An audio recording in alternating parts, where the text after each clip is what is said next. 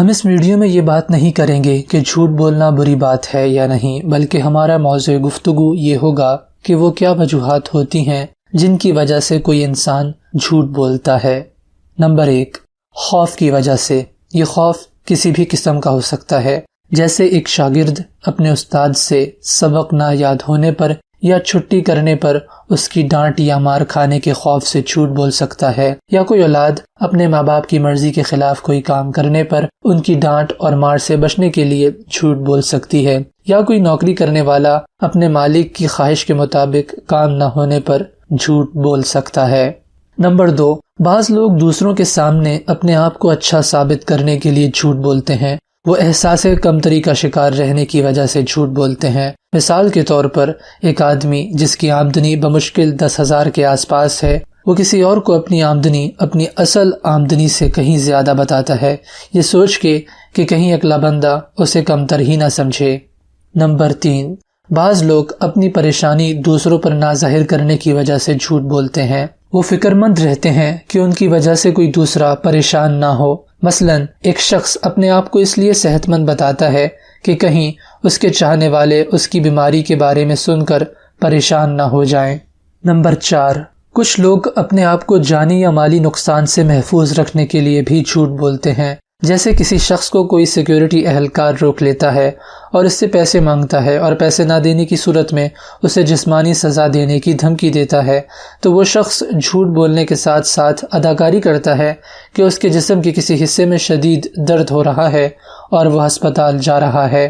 Number 5، کچھ لوگ فائدہ حاصل کرنے کی وجہ سے جھوٹ بولتے ہیں۔ مثال کے طور پر ایک لڑکی دکان سے کپڑے خریدتے ہوئے دکاندار سے یہ جھوٹ بولے کہ فلاں دکاندار تو یہ اتنا سستا دے رہا ہے، آپ مجھے اتنا مہنگا کیوں بیچ رہے ہیں؟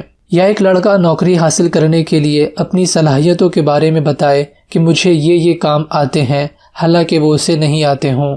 نمبر 6، کچھ لوگ دوسروں کو نقصان پہنچانے کے لیے جھوٹ بولتے ہیں، جیسے ایک آدمی کسی سے کوئی سوال کرتا ہے مگر پہلا آدمی اس کا فائدہ نہیں چاہتا اور وہ اسے غلط جواب دے دیتا ہے تاکہ وہ نقصان اٹھائے۔ یا پھر تصور کریں کہ 2 اسٹوڈنٹس ایک دوسرے سے محبت نہیں کرتے، تو ان میں سے ایک اپنے ٹیچر سے دوسرے اسٹوڈنٹ کے بارے میں جھوٹی شکایت لگا دیتا ہے تاکہ دوسرا اسٹوڈنٹ نقصان اٹھائے۔